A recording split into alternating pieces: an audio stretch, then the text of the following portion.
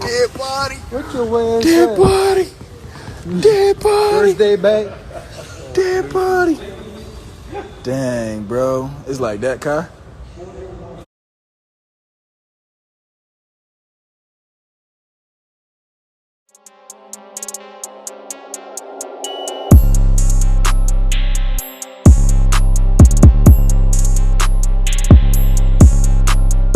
Hey, what's good, 10K gang? Now, today's video, I'm going to be talking about the G League Select Team. So we all know the NBA has decided to create a year-long G League development program that includes coaching, professional training, and exhibit games for top high school prospects such as Jalen Green, Kuminga, Isaiah Todd, Daishen Nix, and Sotto.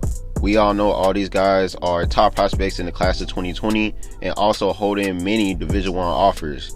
But as you can see, they all decided to take the G League route to get ready for the 2021 NBA draft. But before I start this video, make sure you guys go follow me on Instagram at _theonlywallace, and also go subscribe to my second channel called 10K Wallace Vlogs. Now let's get to the video. So first, let's talk about this G League program. So honestly, I really like this G League program just because I just think it's dope and it's definitely a good idea. Now, we all know the whole reason of them even creating this is because of the situation that happened with LaMelo Ball and RJ Hampton deciding to go overseas to play for the NBL. And it's just like, honestly, you guys, we all knew that was eventually was going to happen. We knew kids was eventually going to stop going to college and just take different routes so they could start making money and just get ready to go straight to the NBA. And for Jalen Green, I knew Jalen Green was going to do that just because, you know, just covering Jalen Green, I could tell that he really wasn't trying to go down the college route because he knew that he could receive a lot of money and just go straight to the NBA. And as you can see, the G League was already eyeing him and they was already planning on giving him $500K off the bat. So it's just like Jalen Green was already ahead of everybody with this G League development program, because I know the G League contacted him first, being the #1 player in the class of 2020, holding many Division I offers. If you guys do not know, I believe Jalen Green did say if he didn't go the G League route, he most likely would have committed to Memphis, where Penny Hardaway coaches at. So it's just like, you know, it would have been dope to see Jalen Green go to college, but at the same time, when you look at his situation, he's trying to go straight to the NBA. And on top of that, the G League offered him $500K off the back. All he got to do is just play in the G League development program for 1 year, then go straight to the NBA. Who wouldn't do that? What's the point of going to college if you can receive that much of money just to play for this program? Then you can go straight to the NBA. You know, it makes a lot of sense for him to do that. So it's just like, they knew exactly what they was doing, and that's why they went straight for Jalen Green, because they knew he was the best player in his class and they just needed to get him. Definitely after what LaMelo Ball and RJ Hampton did, being the top players in the class of 2019 and not going the NCAA route. So it's just like the G League, they knew they had to make a move quickly, and that's why they was already on Jalen Green that entire year, well, his entire senior year while he was still in high school, because they knew exactly what they had to do. And as you can see, right after they finally got Jalen Green, then that's when Isaiah Todd came around, you know, ranked 15th in the class of 2020, originally committed to Michigan. I know a lot of Michigan fans was really upset that Isaiah Todd decided to decommit from Michigan and go straight to the G League, which is nothing personal. I know he would have stayed at Michigan if the G League didn't offer him around, what, $300K. I'm not sure if Isaiah Todd is getting $500K just because he's not a top player like Jalen Green. Even though he's class of 2020 ranked 15th, he's still not up there with Jalen Green. Jalen Green is #1, so of course they're going to pay him the most money. But don't get it wrong, $300K is a lot of money. Just imagine you commit to a college, you're still in high school, right? And out of nowhere, a G League team hit you up and contact you and basically just give you an offer. Look, if you play for us, we'll give you $300K. All you gotta do is play for us for 1 year. Then you can just do what you gotta do and go straight to the NBA right after that. Who wouldn't take that? All you gotta do is just take the money, ball out, do what you gotta do, and you're still going to get drafted after that. Your draft stock ain't gonna go down. NBA scouts are still gonna watch you and everything. It's not gonna be no different than you being in college. It's just you're getting money while hooping instead of not getting the money at all, playing with the NCAA, if that makes sense. So it's just like, it makes a lot of sense on why he decided to take that route. And that just leads on to Daishen Nix. We all know Daishen was committed to UCLA, and out of nowhere, he decided to decommit from UCLA to commit to the G League Select team. You know, they're finna pay him $300K. What's the point of him staying at UCLA, being a top prospect in the class of 2020? You know, if he can just go straight to the G League, get paid, and go to the NBA right after that. He don't need to stay in college. It's not like he don't want to stay in college. He might want to stay in college, but when he just thought about the situation, when he just looked at the offer, he could tell that the G League had a better offer for him, and it just made more sense for him to take the G League route, because it just don't make no sense for him to stay in college if he can receive money to still go to the NBA right after. You know what I mean? So it's just like, at the end of the day, it's a better opportunity. And I know some of these guys or some people wouldn't really understand on why they decide to do it, but you just gotta look at it from these basketball players' perspective.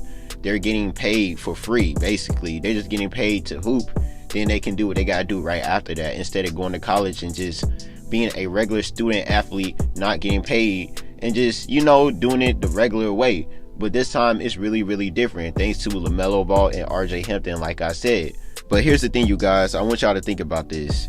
So being a top player in the class of 2020, I don't think everybody received an offer from the G League to play for, you know, the select team or whatever. So if you was one of the ones chosen to receive a lot of money just to play for this G League development program, why wouldn't you take it?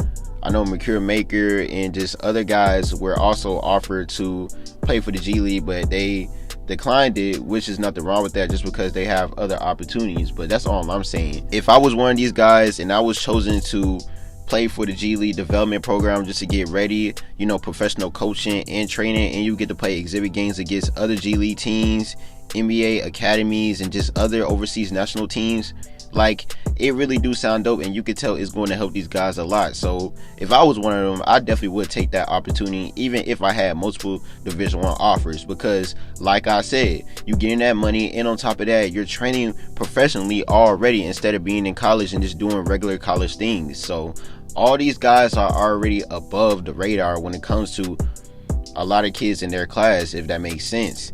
And it's just really dope for them because they getting money on top of that. So I know not everybody in the class of 2020 received this offer, but as you can see, these certain guys that received the offer, they took advantage of it. And hey, good job for them, because that's exactly what I would have done if I was in their shoes. So let's talk about Jonathan Kuminga. So we all know Jonathan was the #1 player in the class of 2021, but he decided to reclassify to the class of 2020, and as you can see, he's ranked 4th in the class of 2020, still holding multiple Division I offers.